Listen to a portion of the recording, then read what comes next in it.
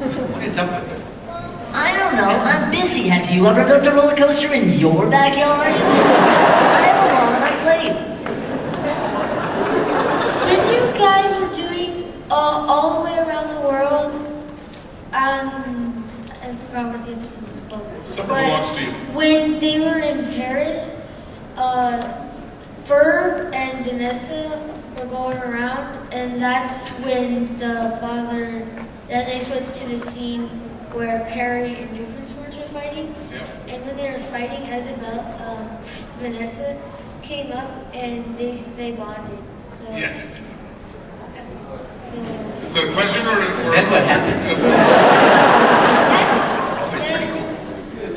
then is that how she be? That's how she's evil. Well, she hasn't really become evil, but we're just starting to see little hints that there might be some evil in her, because she's always been like, Dad, I'm not evil, that's your thing, and he wants her to follow in his footsteps. So that's just like the slightest little crack in her facade. They're trying to meet each other halfway, I think, and understand each other a little better.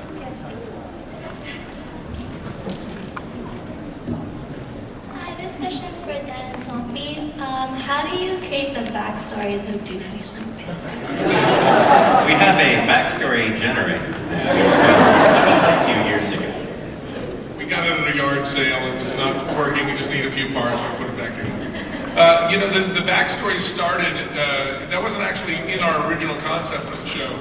It was some writers, John Barry and Chris Hedrick, who pitched the first backstory about the lawn gnomes from the Beach Party of Terror. And it just made us laugh until we were crying, and that just became the norm. It's like, well, so why is he doing this? That became, like we never thought about why is he doing these crazy things.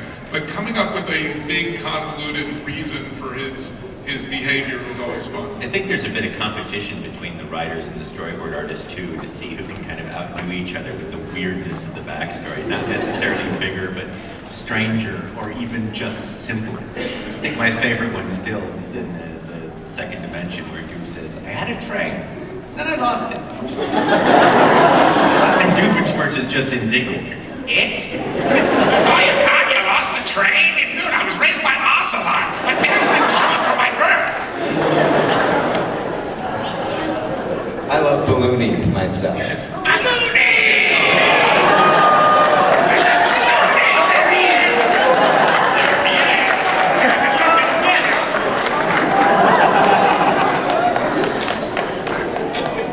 young lady. Why is the head of Phineas in a triangular shape? It's really, the reason is because I've never seen a triangular shaped character before, and so I was just seeing if I could make a character based on a triangle, and that's just what came out. So, it's a lot of the decisions we made during the process of making the show have been, let's try to do something that's not being done or that we haven't seen before, and I always feel like that's the way you get the best stuff is if you don't try to make it look like anything else. And it was just me doodling with triangles. We still have the very first drawing that he did on a tablecloth, paper tablecloth. It's hanging up in his office. It's 1993. Yes. So in the second dimension, at the end, Isabella, I'm just assuming that everyone's seen it because I don't want to spoil anything. At the end, whenever they're about to do the amnesia-nator, where Doofenshmirtz was like, I don't remember making that, but Isabella kisses Phineas, and Phineas is like, wait, do it again, so I just wanted to know, I feel like that was an assumption. He didn't say Yeah, I'm just inferring, because you said, wait, so I'm inferring. Well, that was put there so that you would infer what you want. I just wanted to know if Isabella's ever going to have the guts to do that again. Well, we'll have to see. We'll have to see. Just keep watching. Kids who watch this show can use the word infer.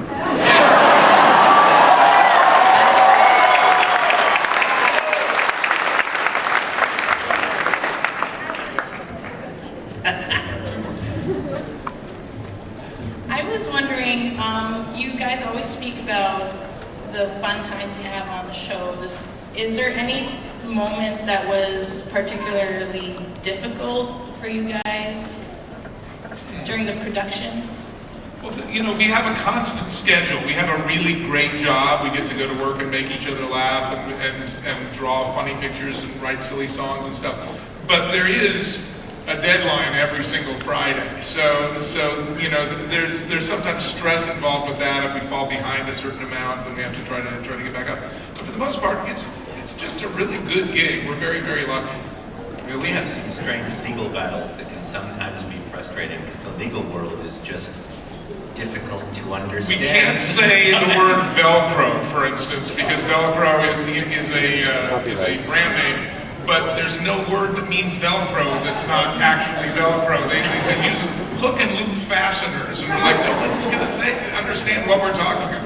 And those moments can be frustrating, but often lead to funnier stuff. But when it gets in the way of your storytelling, sometimes you just kind of, just let me say Velcro. What if you're making fun of Velcro? Isn't parody protected under the First Amendment? Why would we want to mock Velcro? Yeah. Oh, you don't want to make Thank you. I think half this place is Velcro. I'm wearing Velcro right now. Afterwards, I got something for Dan and Swampy as well, so. Okay.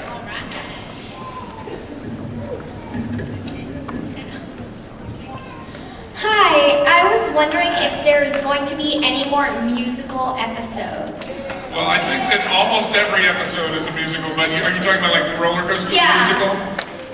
We would love to do that again. We had such a good time on Roller Coaster the musical, but there are not plans right now. But that's something that's always sort of in the back of our mind. We had a funny discussion this morning that may turn into a musical. We'll see. That's how these things usually start. Somebody says something to make someone else laugh, and we say, "Wait a minute, maybe we could do that."